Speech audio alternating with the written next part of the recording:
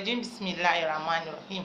Ẹ káàsán, ẹ kúrọ̀lẹ́, ẹ káalẹ́ ní gbogbo tẹ́ bá ń wo èmi on point by two. Ṣàlàáfíà ni mo bá yín. Yes. So lẹ́ni kí ni mo fẹ́ sọ? A fẹ́ sọ ọ̀rọ̀ ni pé àṣírí fún obìnrin, àṣírí fún ọkùnrin. Yes. Mo fẹ́ tú aṣọ lójú eégún. Sherry park yìí. Àwọn tó bá ti ń bá mi rajà, ṣó yé yín. Àwọn tó ti ń bá mi rajà, wọ́n á ti familiar pẹ̀lú park yìí. Àwọn tó ń bá mi rajà ti máa wà familiar pẹ̀lú park yìí, ṣó yé yín.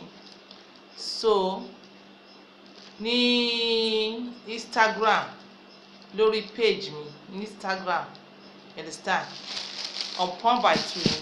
So ẹ máa rí this thing. Àwọn èèyàn wá sọ pé kí ló wà níbẹ̀ o, mo wá nókè èmi máa wá unveil ní ibi báyìí. Nǹkan tẹ́ ti wà familiar pẹ̀lú ni, nǹkan tá ti wà familiar pẹ̀lú ni ilé kan yín ẹ̀yin tèmi, gbogbo nǹkan tẹ́ ti mọ̀ náà ni. But àwọn èèyàn sọ pé ó pọ̀ ẹbí the former park, bóyá ó pọ̀ àbí ó wọ́n fún àwọn. So being the kind of person I am, mo wá rò ó, mo wá ní kí ni mo fẹ́ ṣe o, mo wá break it down into this smaller park. Mo wá break it down into this smaller park. So if you are watching me lórí Instagram or lórí Facebook, ẹ bá ń watch mi, mo máa unveil nǹkan tó wà níbẹ̀, òun lélẹ̀, ẹ rí níbẹ̀, ṣó yé yín, ẹ rí lè náà níbẹ̀, ṣó yé yín, ẹ rí lè náà níbẹ̀, ẹ rí lè the same thing ní kékeré. So black seed lélẹ̀ tí mo pè ní black seed strength. Àwọn èèyàn kan sọ pé ìyẹn ó pọ̀ jù, wọn ò lè afford ẹ̀, mo fi break it down into smaller park. Sherry strength, any problem ni o, ìdí mi fún ni o, ìdí mi ò somi ni o, ìdí mi kò ṣe kí anything nípa ìbálòpọ̀ ọkọ àtìyàwó. Ṣẹ̀dẹ̀ tún rí eléyìí náà tí mo pè ní àdódùn, tí mo lè mẹ́ ní adùn ìgbàyúnpa. Tẹ́ bá wò ó, Sherry, nítorí pé kí ni, torí àwọn tó complain pé kíní yìí àwọn ò lè afford ẹ o, ó wọ́n jù o, òun ló jẹ́ kí n ṣe especially èyí ní smaller park. So yé yín, tó eléyìí.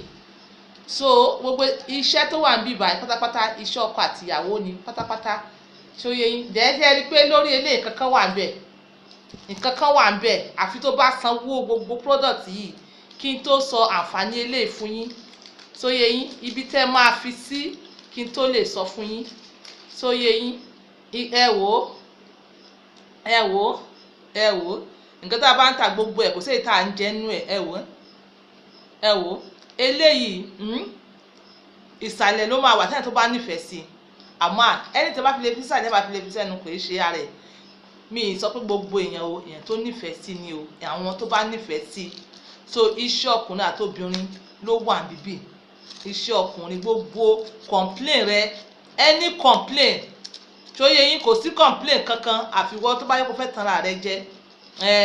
Sẹ́sẹ́sẹ́sẹ́ ìwọ tó wá láti odidi ilé bàbá rẹ, tó yẹ tó ń sá, kí ni àǹfààní rẹ ń bẹ̀ wọ́n? Kí ni àǹfààní rẹ tó bá ti fẹ́ kán fẹ́ ìyàwó mi lé àbí kán gbé sí kọ́nà? Ẹ tàn sí mi àyẹ̀yìn èmi on point by two. Kíní kan ni mò ń tètè wá ni, kíní mi tóbi jù ni, kíní mi kéré ni, kò yes, àwọn kan sọ ká mọ̀ sọ pé kíní mọ́, okó mi kéré ni, okó mi tóbi ni, ìdí ìyàwó mi so ni. Ẹ kàn sí àwa, ẹ kàn sí àwa yìí, solution ti dé. So ẹ̀yin tẹ́ bá wò mí lórí Instagram, tẹ́ ẹ mọ̀ nǹkan tó wà níbẹ̀, nǹkan tó wà níbẹ̀, gbogbo páàkì bó ṣe wà yìí, tẹ́ bá ti pè mí, tẹ́ ẹ ní láti rà o, ẹ mọ́ bèrè ọ̀rọ̀ mi for nothing o, tẹ́ nídìí láti rà. Dẹ́ṣẹ́rẹ́ èyí tèmi ìlú òyìnbó, páàkì yìí ó kéré fún yín, páàkì eléyìí ó kéré fún yín. Tẹ́ a bá fẹ́ send ẹ̀ sẹ́yìn tẹ́ wà nílùú òyìnbó, ó gbọ́dọ̀ jẹ́ double, nítorí ẹ̀yin náà mọ̀, nítorí cost of delivery. Bẹ́ẹ̀ ẹ̀yin tẹ́ wà ní ti Nàìjíríà o, tó yé yín, máa pa gbogbo owó yẹn papọ̀ fún yín. Ẹ̀yin náà mọ̀ èyí tí mo pè tẹ́lẹ̀, pẹ̀lú gbogbo owó transport tẹ́ fi rí gbogbo product yìí, bó ṣe wà yìí iṣẹ́ èèyàn kan ni, which is going now. Tẹ́ fi rí gbogbo product upstairs yìí, tẹ́ fi rí, yes, kò dẹ̀ nira, kò nira. Àwọn these first two àwọn eléyìí òun lè máa kọ́kọ́ gbẹlura náà tẹ́ bá gbẹlura you will now be left with this one ìjọ́ tó bá wù yẹn mú tán kò lé ìjọ́ tó bá mú yẹn mú tán bó ṣe wà kò kí ń bàjẹ́ àmọ́ èmi ò fẹ́ kẹ́ ètè mú tán kẹ́ ètè wàá rà mí ṣe ti gbọ́ so èmi mi fẹ́ pariwo kí n máa ṣe announcement bí àwọn èèyàn sọ wípé on point by two iṣẹ́ wà lọ́wọ́ ẹ̀ tẹ sáwọn èèyàn náà kígbe sáwọn ayé kí wọ́n mọ̀ so ìwọ tó bá nífẹ̀ẹ́ sí o ẹ kàn sí mi tẹ́ bá wò orí WhatsApp mi ẹ lè message mi lórí WhatsApp in fact tẹ́ ẹ bá rí mi online ẹ drop message pé product ẹ ṣe advertise tán nísìnyí o òun ni ẹ fẹ́ rà ọ̀rọ̀ wa ò ní pẹ́ owó transport inclusive èmi ò sọ fún yín bẹ́ẹ̀ preferably tó ní wá lára EMS la máa lò torí DHL fast gbogbo ẹni wọ́n tó bá fẹ́ ká bá ẹ lo DHL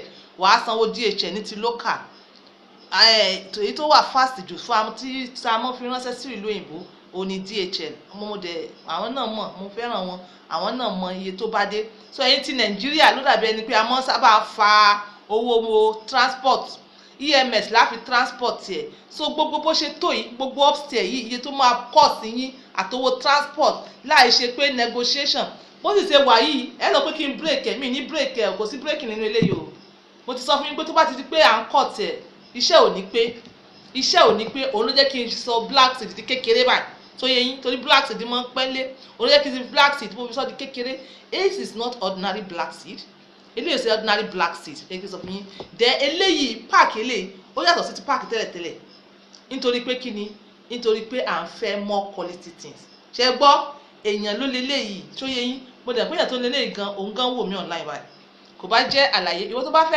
bá nífẹ̀ẹ́ sí 07015100651 lẹ́ẹ̀kan sí 07015100651 so ẹ kàn sí èmi on point by two kíní kan ẹ mọ́ pretend kò sọ̀rọ̀ pretend mọ́ wọ́n dábẹ́ fún mi ní wọ́n dábẹ́ fún mi yẹ kí n sọ fún yín ìwọ nìkan kan wọ́n ẹsẹ̀ dábẹ́ fún àìmọye kọ́sítọ́mà wa tí wọ́n dábẹ́ fún tó yẹ pé ọkọ wọn hallelujah fún wa ṣé ẹ ti gbọ́ báyìí so ó dàbọ̀ nísìn.